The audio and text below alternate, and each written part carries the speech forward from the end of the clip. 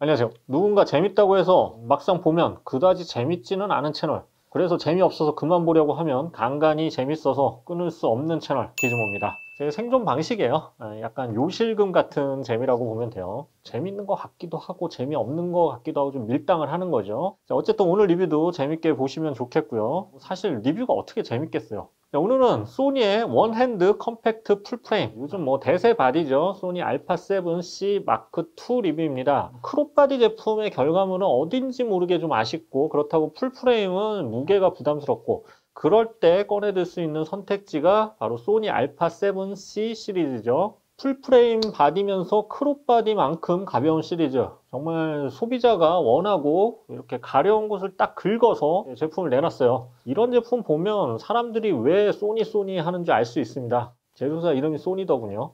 지난번 알파7C가 무게에 있어서 좀 놀라움을 보여줬다면, 이번 알파7C 마크2는 좀 더 편의 기능을 강화했고요. 아마추어 사용자들을 한 단계 업그레이드 시켜주는 성능으로 무장을 했습니다. 사실 아무리 좋은 카메라가 있어도 너무 무거운 제품은 좀 장롱 카메라라고 하죠. 잘 안 가지고 다닐 수밖에 없어요. 그래서 소니 알파7C 마크2의 경쟁력이 돋보이는 거죠. 동영상과 사진이 모두 잘 나오면서 500g대 무게, 스마트폰과 확실한 차별성을 가지면서도 휴대성이 좋은 바디는 스마트폰 시대에서도 여전히 경쟁력을 확보할 수 있을 것 같습니다. 자, 지난번 알파7C를 제가 리뷰한 이후에 구입해서 쓰고 있었기 때문에 이번 후속작과 여러 가지로 비교해 가면서 리뷰해 봤습니다. 자, 참고로 출시가는 바디킷 기준으로 269만 원입니다. 가격은 전작에 비해 조금 더 올랐네요. 자, 리뷰 시작하겠습니다. 자, 디자인부터 한번 볼게요. 제가 사랑하는 실버 바디킷 디자인입니다. 상단 부분이 실버 색상으로 이제 좀 클래식한 멋이 있습니다. 전체가 블랙인 블랙 버전도 있어요. 자, 손에 쥐어보면 뭔가 이게 목업 제품을 든 느낌이에요. 렌즈 없이 바디만 들면 진짜 목업 같아요. 너무 가볍죠. 무게가 본체만 429g, 배터리와 메모리 카드 추가 시에도 약 514g이에요. 자, 기존 제품이 509g인데 약 5g 더 무거워졌어요. 근데 뭐 실제 들어보면 두 제품 차이는 거의 느낄 수가 없어요. 거의 같은 무게라고 보면 돼요. 자, 2860 번들 렌즈를 마운트하면 무게는 약 680g 정도입니다. 이 정도면 뭐 하루 종일 들고 다녀도 피로감을 별로 느낄 수가 없어요. 가방에 매도 어깨가 덜 아프고요. 좋아요. 자, 그립은 전작 대비 살짝 깊이감이 더 생겼어요. 그래서 무게를 번갈아 만져보면 조금 더 안정감이 생겼어요. 특히 이제 큰 렌즈를 꼈을 때도 안정감이 살짝 더 향상이 됐습니다. 근데 하지만 워낙 이게 바디가 가볍다 보니까 너무 무거운 렌즈, 1kg 넘는 렌즈를 마운트하면 무게 배분은 아무래도 좋지 못하죠. 가벼운 바디이기 때문에 아무래도 좀 렌즈도 되도록 가벼운 렌즈를 고르게 됩니다. 자, 바디는 마그네슘 합금 바디예요. 그래서 아주 견고하면서 충격이나 습기, 먼지 등에 강하도록 설계됐어요. 실제로 제가 알파7C를 1년간 사용했지만 먼지나 습기 뭐 이런 거에 굉장히 강해서 크기에 비해서 참 단단한 바디라는 생각이 들었습니다. 자, 아무래도 휴대용 컨셉인 만큼 카메라는 건 원래 휴대를 하긴 하지만 외부에 좀 가지고 갈 일이 더 많은데, 이런 단단한 바디는 든든하죠. 가끔 사진 찍다가 제가 뭐 이렇게 힘에 겨워서 쓰러져도 카메라는 문제 없을 것 같습니다. 저도 이 몸체를 마그네슘으로 만들면 좋겠네요. 자, 조작부가 전작과 비교하면 비슷해 보이는데 상당히 좋아졌어요. 아주 보이지 않는 변화가 많아요. 보여요. 보이긴 보이는데 크게 보이지 않는 변화가 많아졌습니다. 사진, 영상, S&Q 다이어리 탑재가 돼서 촬영 모드 바꾸는 게 빨라졌고요. 또 전면에 추가 전면 다이어리 생겨서 설정이 훨씬 더 편리해졌습니다. 자, 그 외에 커스텀 설정 버튼도 이쪽에 하나가 더 늘었어요. 그래서 총 4개까지 사용자 설정이 가능해졌어요. 알파7C는 이 조작부가 미니멀해서 직관적이긴 했는데 세부 설정할 때마다 메뉴에 좀 들어갈 때가 많았거든요. 이게 조금 더 편리해졌습니다. 자, 뷰파인더는 언뜻 보면 알파7C랑 크기가 같아 보이는데 내부를 보면 좀 더 선명하고 크기가 큰 화면이 보여요. 알파7 전작에 비해서 18% 확대된 0.7배율 236만 화소 도트 OLED가 사용됐어요. 그리고 프레임이 120프레임이기 때문에 굉장히 선명하고 자연스러운 화면을 볼 수가 있어요. 자, 뷰파인더 크기는 작지만 배율을 높이고 주사율을 높이면서 큰 불편함이 없도록 개선이 됐습니다. 자, 모니터도 크기는 같습니다. 3인치 103만 화소 터치형 디스플레이고요. 스위블 방식으로 영상이나 로우 하이앵글 촬영 시 편리합니다. 자, 디자인적으로 큰 변화가 없기 때문에 이 뷰파인더와 모니터의 겉 크기는 같고 화질을 높이는 방식으로 개선을 했네요. 자, 왼쪽 측면에는 포트와 SD카드 삽입구가 있어요. 작은 바디인 만큼 듀얼 슬롯은 아니에요. 자, 디자인을 종합해보면 알파7C에 비해서 5g 무거워졌고요. 실제 사용 시에는 의미 없는 차이고요. 여전히 가볍고 부담 없는 제품입니다. 제가 좀 손이 작은 편인데도 굉장히 부담 없이 느껴져요. 이건 뭐 여자분들도 큰 부담 없이 만질 수가 있어요. 특히 이번 마크2는 미니멀하게 보이면서도 최대한 조작 편의성을 강화했어요. 뷰파인더가 좀 작고 커스텀 버튼이 뭐 프로용 바디에 비해서는 좀 적은 편이지만 그래도 이만한 크기와 무게의 바디에 뭐 모든 것을 정말 잘 꾸겨 넣었어요. 정말 소니답습니다. 자, 화질을 알아보겠습니다. 우선 화소수가 2400만 화소에서 3300만 화소로 올라가면서 정지 화상의 화질이 더 개선이 됐습니다.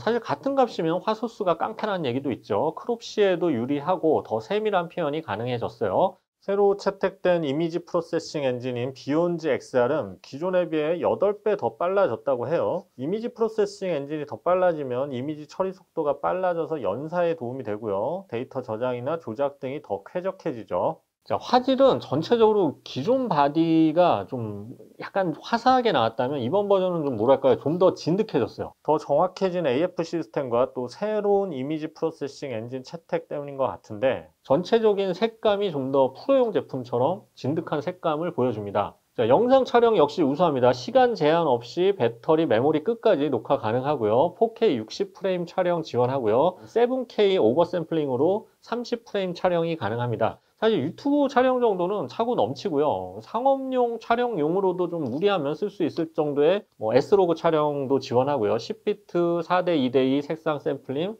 또 XAVC, HS 포맷 등도 지원을 합니다. 자, 손떨림 방지 기능도 기존 5스탑이었는데 이번에는 7스탑으로 더 늘어났어요. 사실 이 정도면 삼각대가 거의 필요하지 않은 수준이고요. 어두운 곳에서도 상당히 완성도 있는 손각대라고 하죠. 손으로만 쥐고 찍어도 완성도 있는 결과물을 보장해 줍니다. 그래서 이게 사실 바디가 가벼워도 삼각대 챙기고 못 챙기다 보면 무거워지는데 이거는 삼각대도 필요 없이 7스탑이니까 그냥 찍어대면 돼요. 여기에 ISO 51200의 고감도와 또 결합하면 정말 스마트폰 촬영하듯이 부담 없이 아무 곳에나 촬영해도 흔들림이 덜한 사진을 건질 수가 있죠. 자, AF 기능입니다. AF는 사실 기존 제품도 완벽했는데 이번에는 더 좋아졌어요. 소니 카메라의 가장 큰 장점이 AF고 다른 바디를 쓰는 사람들도 모두 소니 AF는 부러워할 정도인데 이미지 영역 94%를 커버하는 759개 위상차 검출 포인트로 전작에 비해 더 커버리지와 포인트가 늘어났어요.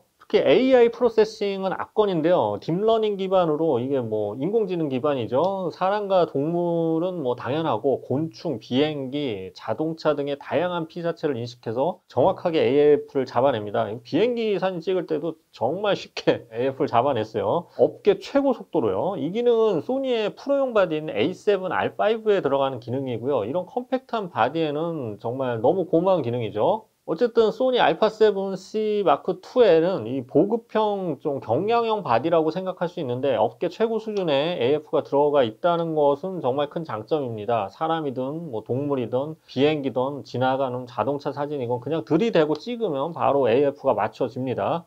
정말 만족스러운 AF 시스템이에요. 사실 제가 다른 카메라 메이커로 못 넘어가는 이유가 이 AF의 신뢰성에 있다고 해도 과언이 아니에요. 다른 바디를 이렇게 시범 삼아 만져보면 대부분 이제 가장 먼저 AF부터 잡아보게 되잖아요. 근데 삐빅 이렇게 돼야 되는데 삐빅 이렇게 되면 이제 그냥 손에서 놓게 되죠. 그냥 다시 소니를 잡게 됩니다. 자, 또 하나 이번 버전 장점은 크리에이티브 룩 기능이에요. 이게 소니가 만든 필터 프리셋이 미리 들어있어서 바로 적용하면 따로 컴퓨터에서 보정이나 편집할 필요 없이 느낌 있는 사진과 영상을 만들어주는 기능인데요. 바로 소셜에 올릴 수 있는 정도의 그런 느낌 있는 사진 찍어주면 그냥 바로 소셜에 올리면 되니까 시간과 노력을 좀 줄여주면서도 느낌 있는 결과물을 뽑아낼 수 있는 점이 장점이죠. 몇 가지 제가 적용해서 이것저것 찍어 봤는데 사진도 사진이지만 동영상의 경우는 정말 편리하게 느낌 있는 영상을 찍을 수 있었어요. 굉장히 편리하죠. 동영상 편집도 어렵잖아요. 컴퓨터 사양도 많이 필요하고. 자, 그리고 인물 사진 많이 찍는 분들은 이 소프트 스킨 기능 이게 굉장히 만족스러웠어요.